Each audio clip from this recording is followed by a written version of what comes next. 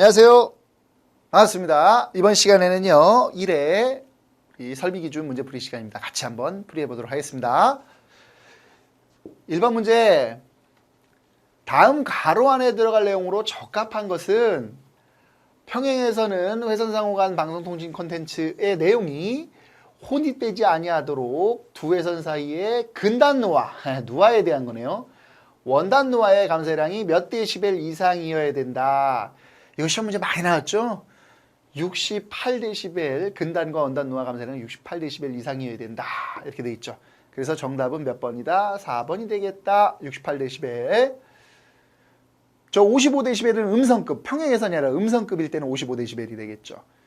근데 여기는 이제 평행해선이라고 그랬으니까 평행해선, 그건 68, 근단, 원단, 누아 68입니다. 꼭 알아두셔야 됩니다. 1번의 정답은 4번이 되겠습니다.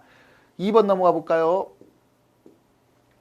다음 중 전기통신사업법에 따른 전기통신 역무와 이를 이용하여 정보를 제공하거나 정보의 제공을 매개하는 것을 무엇이라고 하는가 이렇게 돼 있죠. 이런 거를 뭐라 그래요? 전기통신 서비스, 전기통신 서비스 제공자, 정보통신 서비스, 정보통신 서비스 제공자, 이런 것들을 정보통신 서비스라고 얘기를 하지요. 그래서 2번의 정답은 몇 번이다? 3번이다. 3번. 기간통신사업자가 국선 수용 난자반의 케이블로 접속, 수용하여야 하는 최소 국선수는 얼마입니까? 이게 국선 수용 난자반을 만들려면 5회선 이상이면 만들어야 돼요. 5회선 이하면 안 만들어도 돼요. 그래서 5회선 기준으로 놓고 봐야 된다. 그래서 3번의 정답은 몇 번이다? 1번이 되겠다. 4번 넘어가 볼까요? 다음 중 방송통신 인터넷이 융합된 멀티미디어 서비스를 언제 어디서나 고속 대용량으로 이용할 수 있는 정보통신망, 이것을 초고속 정보통신망, 초고속 국가정보망, 광대역 국가정보망, 광대역 통합정보통신망 이렇게 얘기하죠. 이런 것들을 우리가 뭐라 그래? 광대역 통합정보통신망이라고 합니다. 그래서 정답은 몇 번? 4번이 되겠다. 그러니까 이제 이게 고속 대용량이라고 얘기해서 우리가 뭐 초고속 정보통신망이나 국가망 아니냐 이렇게 돼 있는데, 통신방송 인터넷 융합된 멀티미디어 서비스를 보셔야 돼요. 전체가 통합되어 있다. 그래서 우리가 광대역 정보통신망, 통합정보통신망으로 보는 게 맞습니다. 4번의 정답은 4번이 되겠습니다. 5번 넘어가 볼까요? 방송통신설비의 보호기의 성능, 접지에 관한 세부 기술 기준은 고시하는 기관, 딱 봐도 한 군데밖에 없지 않습니까? 과학기술정보통신부, 한국방송통신전파진흥원, 중앙전파관리소, 한국정보통신공사협회. 이런 기술은 과학기술정보통신부에서 하지요. 보호기의 성능이나 접지에 관한 세부 기술 기준. 그래서 5번의 정답은 몇 번이다? 1번이 되겠다. 6번 넘어가 볼까요? 중요한 문제고요. 앞에도 많이 나왔던 문제입니다. 강전류 전선이라 하면, 강전류 하면 몇 볼트? 300볼트라고 그랬잖아요.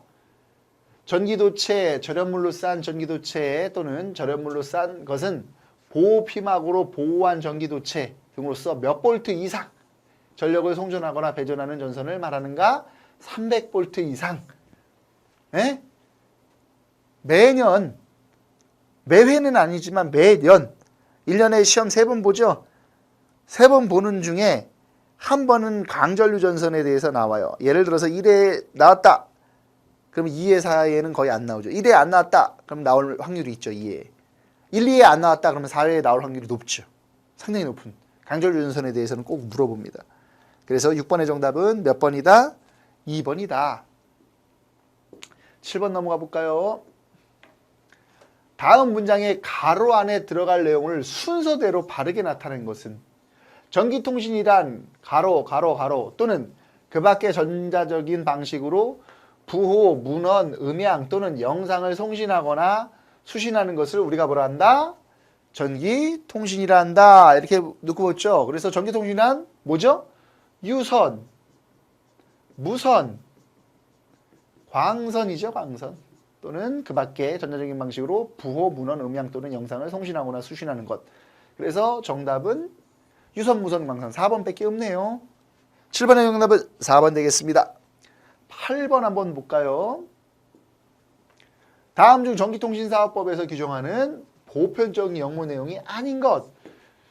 유선 전화 서비스, 긴급통신용 전화 서비스, 고령층에 대상 전화 서비스, 저소득층에 대한 요금 감면 서비스.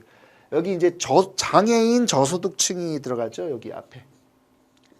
장애인 저소득층에 대한 요금 감면 서비스. 근데 고령층에 대한 전화 서비스는 그 보편적 영문에 들어가지는 않습니다. 그래서 8번의 정답 몇 번이다?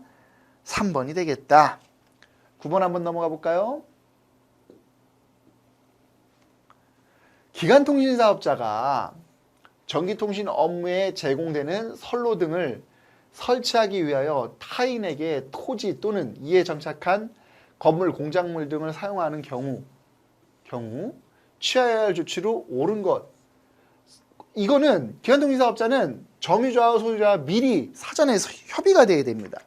그래서 선로 설비 등을 설치한 후 토지의 소유자 또는 점유자와 협상을 해야 된다. 협상이 아니죠. 토지의 소유자 또는 점유자와 사전에 협의를 해야 된다.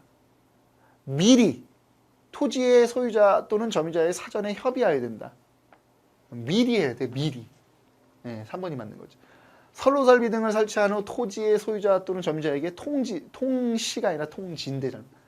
통지한다. 말도 안 되는 거죠. 법적 분쟁에 일으키는 가장 큰 요인 중에 하나죠. 그래서 9번의 정답은 3번이 되겠습니다. 10번.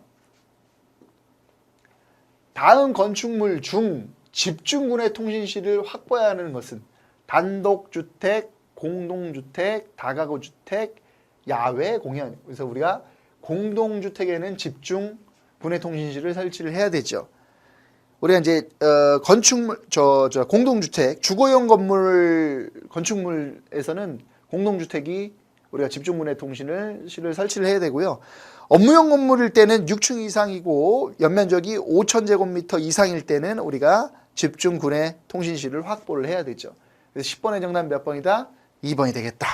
이렇게 해서 우리가 문제풀이 해봤습니다. 법규는 설비 기준은 길지 않기 때문에 여러분들이 집중해서 들어주시면 좋은 성적을 얻을 수가 있습니다. 늘 말씀드리는 내용입니다.